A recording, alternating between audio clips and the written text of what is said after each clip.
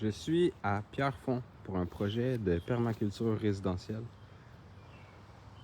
Donc aujourd'hui, c'était une journée de plantation d'arbres fruitiers.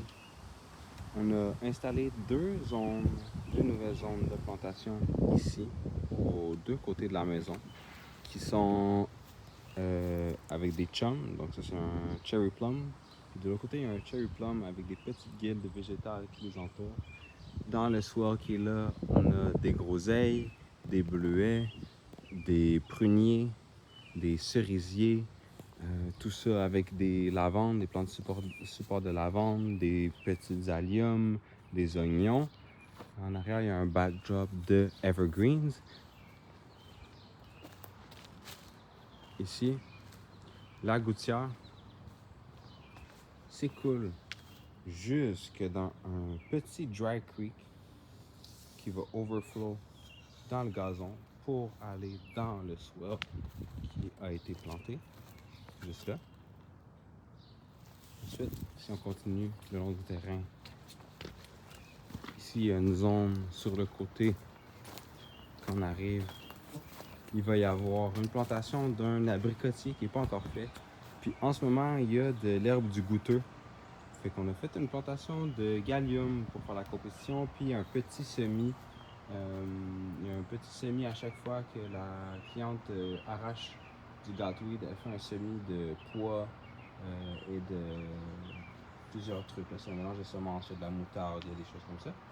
De l'autre côté, des anémones canadensis ont été plantées. Il y avait un problème d'accumulation d'eau le long de la fondation, donc on a créé un dry creek bed ici. Donc l'eau s'en vient, coule le long ici, traverse, se rend dans un petit swell qui se déverse dans un plus grand swell.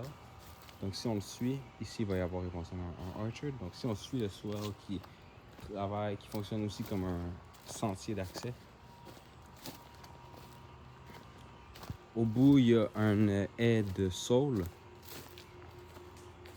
Sur le côté, une couronne de framboisier. Puis au centre, ici, c'est pas un soakage pit, c'est un rain garden qu'on a commencé à planter avec exactement la couronne de framboisier. Puis au centre, il va y avoir un pawpaw qui est en production en ce moment. Donc la cliente le fait grandir à partir de la semence.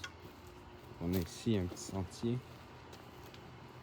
Quand on arrive ici, l'idée c'est que le pawpaw ici va être grand, puis ça va être possible de récolter les pawpaws tout autour, à partir de tout autour du cercle de jardin de pluie, éventuellement.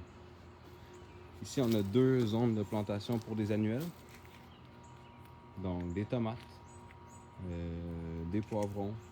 Pour l'instant, c'est des ground cover ou des support plants, mais éventuellement, ça va être planté.